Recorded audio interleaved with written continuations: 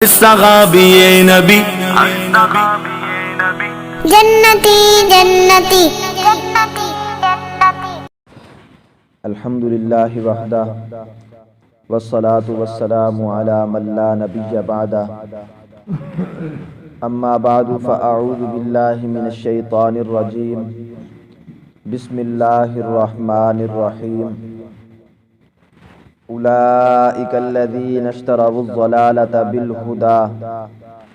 فما ربحت تجارتهم وما كانوا مہتدین صدق اللہ العظیم۔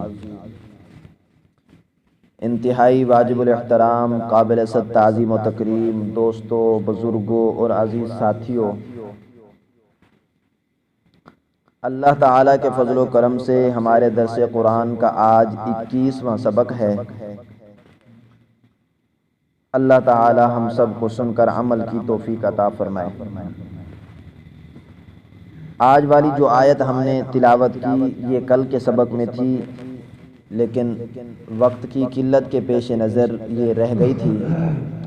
تو آج اسی سے شروع کرتے ہیں۔ آپ حضرات جانتے ہیں کہ منافقین کا تذکرہ چل رہا تھا، اور منافقین کی کجروی اور منافقین کی ہلاکتیں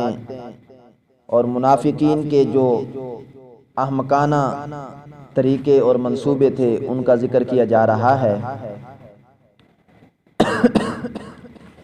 اللہ تعالی نے فرمایا اولئک الذین اشتروا الضلالۃ بالہدی، یہی لوگ ہیں جنہوں نے پسند کیا ہے، خریدا ہے گمراہی کو ہدایت کے بدلے۔ فما ربحت تجارتهم، نفع نہیں دے گی ان کو ان کی تجارت، وما كانوا مہتدین، اور نہ ہی وہ راہ پانے والے ہوں گے، نہ ہی ہدایت پانے والے ہوں گے۔ یہ 9ویں آیت ہے، اس میں منافقین کی اس حماقت کا ذکر کیا جا رہا ہے کہ انہوں نے اسلام کو قریب سے دیکھا، اسلام کا ذائقہ بھی چکھا، کفر کو بھی قریب سے دیکھا، اسلام کے جتنی مہربانیاں تھیں ان کو دیکھا، اور کفر کے جتنے ظلم تھے ان کو دیکھا، اسلام کے اندر جتنی پاکیزگی تھی اس کو دیکھا، اور کفر کے اندر جتنی پالیدگی، جتنی نجاست غلاظت تھی اس کو دیکھا۔ بہرحال اچھی طرح پرکھنے کے بعد بھی فرمایا کہ دنیاوی اغراض کے لیے اسلام کے مقابلے میں انہوں نے کفر کو ترجیح دی، تو اس سے بڑی حماقت ان کی کوئی اور نہیں ہے۔ اور قرآن مجید نے ان کے اس فعل کو تجارت کا نام دیا ہے، اور ساتھ میں یہ بھی بتلایا ہے کہ یہ اتنے احمق لوگ ہیں، اتنے گرے ہوئے لوگ ہیں کہ عام طور پہ بندہ جب بھی کوئی تجارت کرتا ہے تو کوشش کرتا ہے کہ مجھے تھوڑی چیز پہ زیادہ نفع حاصل ہو، میری گھٹیا چیز اعلیٰ پیسوں میں چلی جائے، اعلیٰ چیز کے پیسوں میں چلی جائے، اس کی یہ کوشش ہوتی ہے۔ جیسا کہ آج کل رواج بھی چل رہا ہے کہ لوگ دکھاتے کچھ ہیں دیتے کچھ ہیں، پیسے اصل کے لیتے ہیں، چیز نقل دے دیتے ہیں۔ تو اللہ تعالیٰ اس دھوکے فریب سے بھی ہمیں محفوظ فرمائے۔ تو بتایا کہ یہ اتنے احمق لوگ تھے کہ ان کو تجارت کا سلیقہ بھی نہیں آیا، حالانکہ تجارت میں تو نفع حاصل کرنا ہوتا ہے، اور خرید و فروخت میں اصل مال سے زیادتی جو طلب کی جاتی ہے اس کو تجارت کہتے ہیں، اور تجارت میں عام طور پہ ہم دیکھتے ہیں کہ نفع حاصل ہوتا ہے۔ تو اسی بات کو اللہ تعالیٰ نے فرمایا، ان کے اس فعل کو اللہ تعالیٰ نے تجارت کا ذکر فرمایا، اور قرآن مجید میں فرمایا اولئک الذین اشتروا الضلالۃ بالہدی، یہی لوگ ہیں، یہ منافق لوگ ہیں، یہ کفار لوگ ہیں، یہ مشرکین ہیں، یہ سب ہیں جو اسلام سے پھرے ہوئے ہیں، اور وہ کہتے ہیں کہ ہم نے تجارت کی، اور تجارت میں کیا کیا کہ نشتروا الضلالۃ، انہوں نے خریدا، اور یہ اشترا جو ہے یہاں استبدال کے معنی میں ہے، یعنی انہوں نے تبدیل کیا، تبادلہ کیا، کس چیز کے ساتھ؟ الضلالۃ، یعنی گمراہی کو، بالہدی، ہدایت کے بدلے۔ گمراہی دے کر کیا کہتے ہیں، گمراہی خرید کر انہوں نے ہدایت کو دے دیا، ہدایت کو چھوڑ دیا، جو سب سے اعلیٰ چیز تھی، جو سب سے کیا کہتے ہیں عرفہ چیز تھی، اور جو سب سے گھٹیا چیز تھی کفر نفاق، اس کو خرید لیا۔ اس کی مثال کہ ایمان سب سے اعلیٰ چیز ہے، ہدایت سب سے اعلیٰ چیز ہے۔ ایک واقعہ ہے ہندوستان کا، ایک واقعہ ہے مولانا محمد یحییٰ یا یعقوب نانوتوی رحمۃ اللہ علیہ، غالباً نام میرے ذہن میں نہیں، کافی عرصہ ہو گئے میں نے بات پڑھی، کہ وہ ایک دن سبق پڑھا رہے تھے تو کوئی شخص آیا بھاگا بھاگا، اس نے آ کر ان کو کہا کہ حضرت فلاں شخص نے نا امام اعظم ابو حنیفہ رحمۃ اللہ علیہ کو گالی دی ہے، ان کے بارے میں نازیبہ الفاظ بکے ہیں۔ تو مجھے بہت غصہ آیا، تو میں نے کہا میں حضرت کو بتاتا ہوں، تو آپ کوئی ترکیب بتائیں گے؟ تو حضرت نانوتوی رحمۃ اللہ علیہ نے فرمایا کہ ایک ہفتے کے اندر اندر یہ شخص قادیانی ہو جائے گا، یعنی اسلام سے پھر جائے گا، مرتد ہو جائے گا۔ وہ بھی حیران کہ بات تو اتنی سی ہے کہ امام اعظم رحمہ اللہ کو گالی دی ہے، اب اس میں اسلام سے پھرنے کی کوئی بات تو نہیں ہے، بظاہر تو کچھ نظر نہیں آ رہا، لیکن پھر کیوں ایمان اس کا ختم ہو رہا ہے؟ تو ٹھیک ایک ہفتے کے بعد معلوم ہوا کہ وہ شخص جو تھا وہ قادیانی ہو گیا، مرتد ہو گیا، اسلام سے پھر گیا، اور اس نے قادیانیت کو، مرزائیت کو اختیار کر لیا۔ پھر وہ شخص آیا دوبارہ نانوتوی رحمۃ اللہ علیہ کو کہ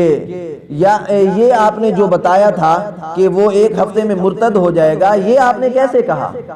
انہوں نے کہا کہ بھائی سادہ سی بات ہے، جس دن آپ نے مجھے بات کہی تھی میں اسی وقت بخاری شریف کا سبق پڑھا کے آیا تھا، اور اس میں میں نے حدیث پڑھائی تھی کہ من عاد لی ولیا فقد آذنتہ بالحرب، جو بندہ اللہ کے ولی کو تکلیف دے گا تو اس کا اللہ کے ساتھ اعلان جنگ ہے۔ اور یاد رکھو کہ اعلان جنگ جب ہوتا ہے، جنگ جب ہوتی ہے کسی کے ساتھ، تو ہر بندہ یہ چاہتا ہے کہ میں اس کی سب سے اعلیٰ چیز اپنے پاس لے لوں اور اس کو اپنا کیا کہتے ہیں غلام بنا لوں، اور اس کے اپنے نیچے کر لوں، اس کے گھٹنے ٹکوا دوں۔ تو یاد رکھیں کہ جب اللہ اور بندے کی جب جنگ ہوتی ہے تو بندے کی سب سے جو اعلیٰ چیز ہوتی ہے وہ ایمان ہوتا ہے، اور اللہ تعالیٰ اس کے ایمان کو سلب کر لیتا ہے۔ تو اسی وجہ سے میں نے حدیث کی نظر میں یہ آپ کو کہا تھا کہ اگر اس نے امام اعظم رحمۃ اللہ علیہ، یاد رکھیں امام اعظم رحمۃ اللہ علیہ تابعی ہیں،